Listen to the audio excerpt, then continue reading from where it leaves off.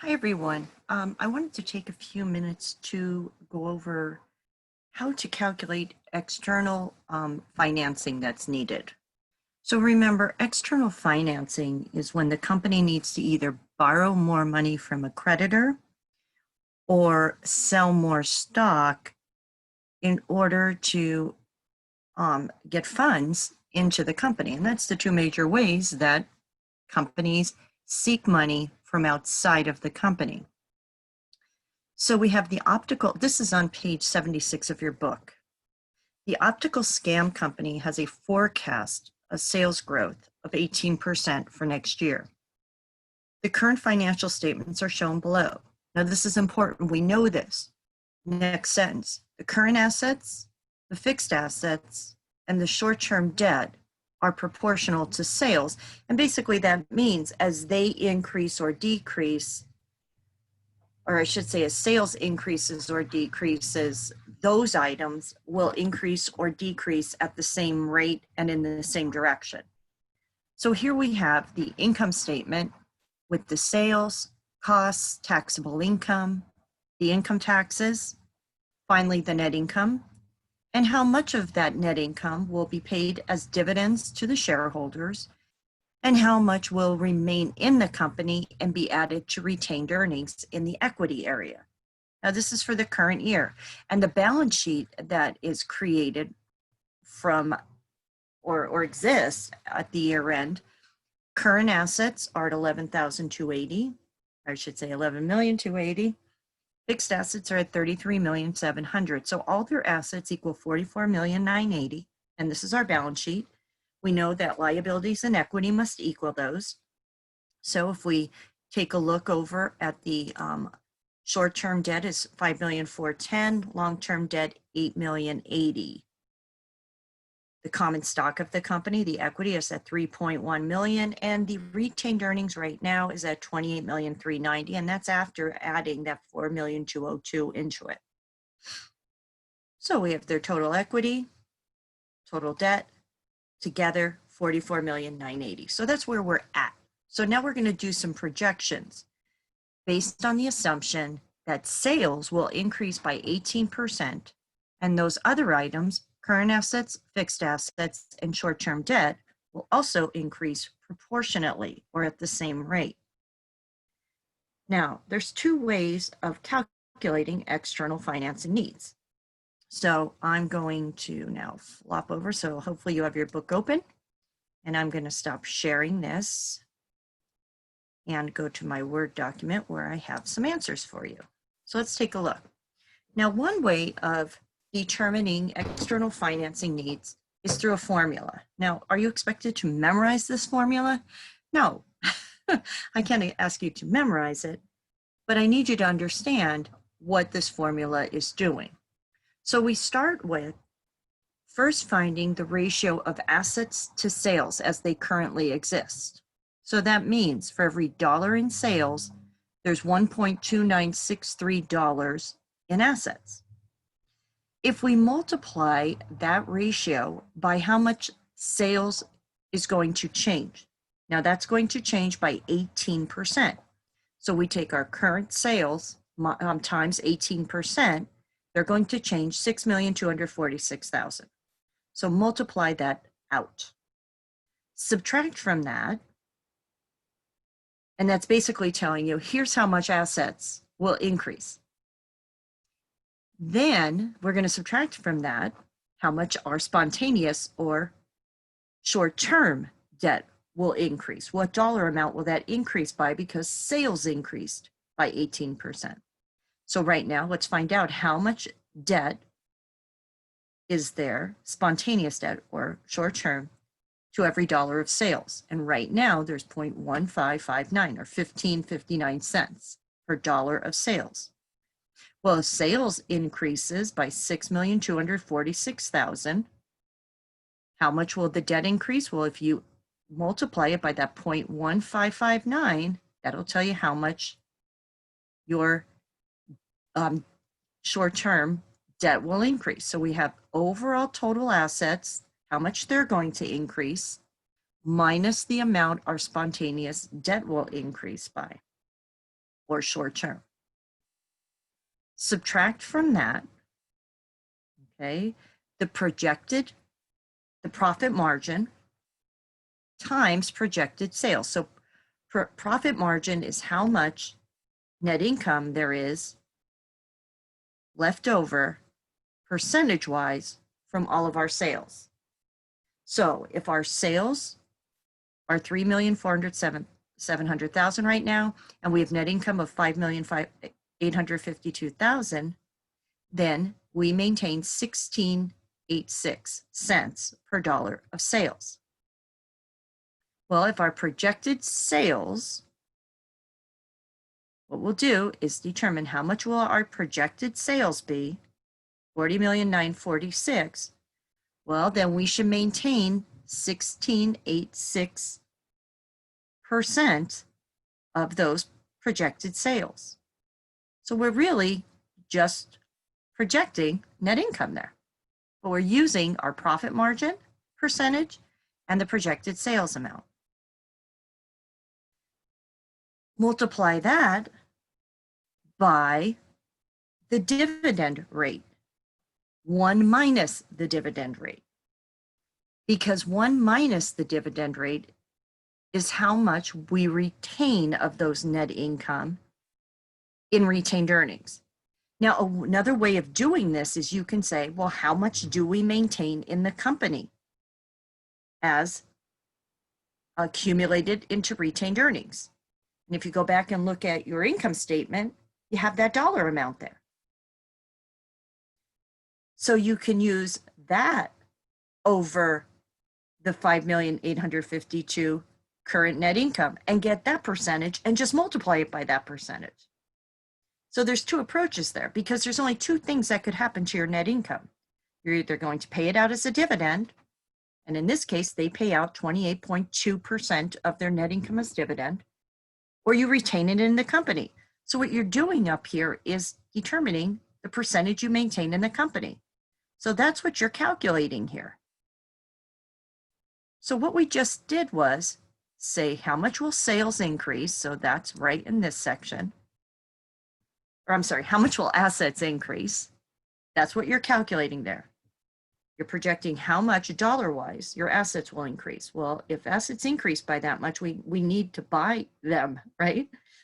So let's see how much money we will need in order to buy them. Well, the first thing is, if those assets increase and our net income is increasing and our sales, then our short-term debt is definitely increasing. Now, the assumption here is that long-term debt hasn't increased at all or decreased, and common stock hasn't changed. So if we subtract how much we'll have to pay out of those increased assets as short-term debt, okay, now we still have this much in assets. Subtract from that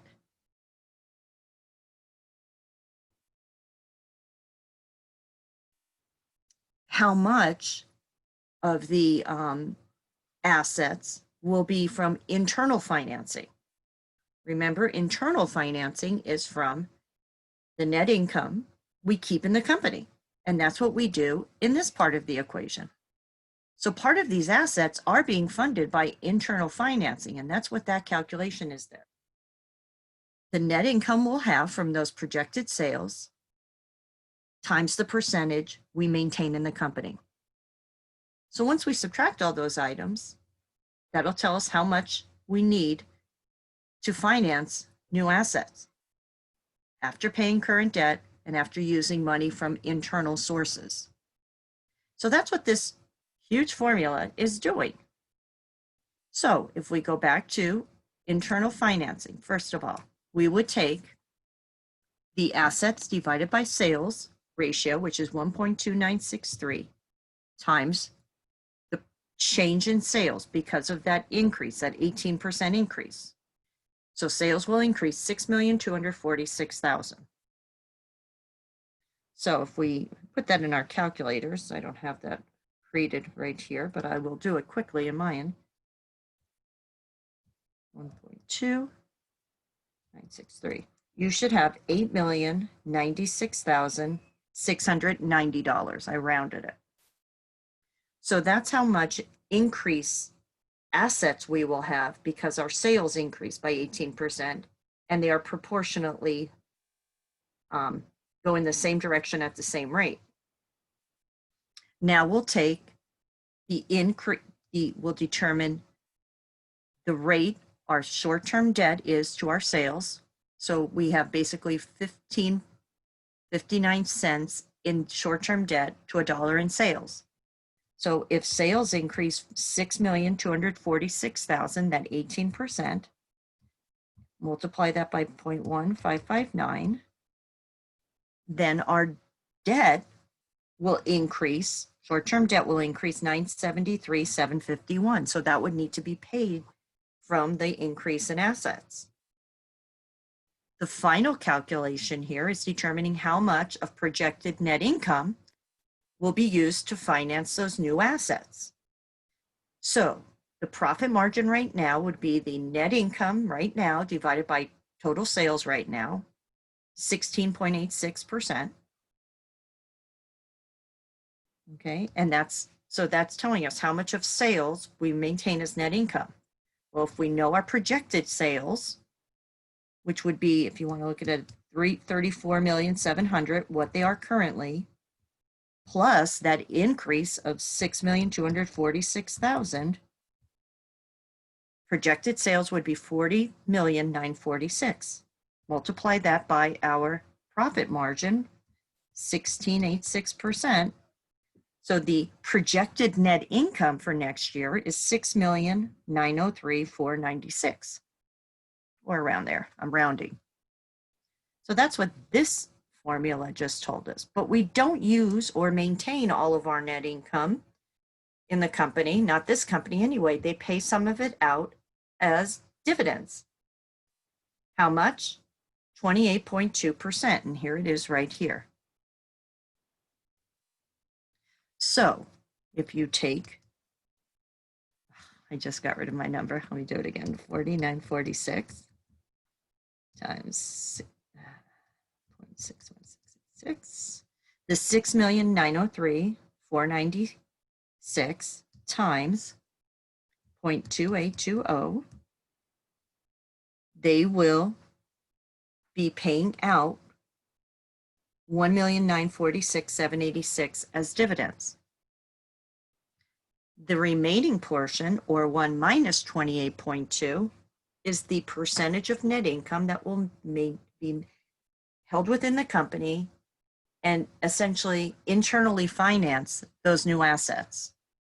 So once we subtract this total calculation from what we previously calculated, the amount of external financing that will be needed to finance these new assets because of an increase in sales, 2,164,240. So that is an equation way. Another way of doing this, and maybe it'll make more sense, is just projecting it through your financial statements. And quite honestly, I prefer this method because I just love the financial statements. I love seeing the big picture. I call formulas the quick and dirty way, right? But when you have the whole thing in front of you, it makes a lot more sense. So let's take a look. What I did, and this is the answer, was I took and determined what the income statement would look like with that 18% increase. So each of these numbers, every single one of them, is the number you see in your book, okay, times 1.18. Or the two-step process is you take each number from that balance sheet, and I'll go ahead back over to the book so you can see this.